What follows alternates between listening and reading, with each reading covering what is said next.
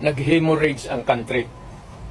Ang mas mabigat na problema na dapat malaman ng Pilipino, pati yung PhilHealth nga na hindi sa gobyerno, contribution natin yan kasi kung magpa-hospital ka, noon yung may pambayad ka, depende sa ano mo, category yung rates mo. Kung ibang iyo, dividido ka talaga na pool o paglabas mo wala ka ng bayaran.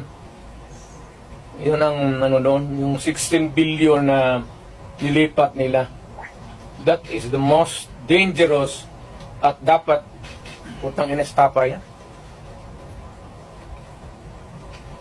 Government malverse the money of the people. Ginamit mo yung pera ng ano? And even Congress cannot do that. Trust fund yun eh.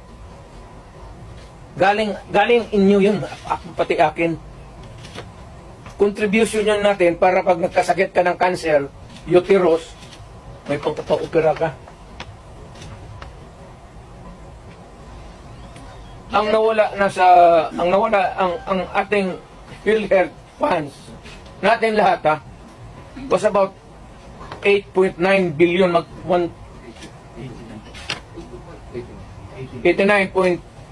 89 billion.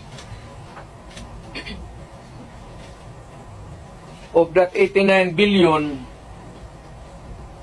27 na lang ang natira. Eh, paano yan? Hindi man maano ng Kongreso. Ang atin is, bakit nila pinakialaman?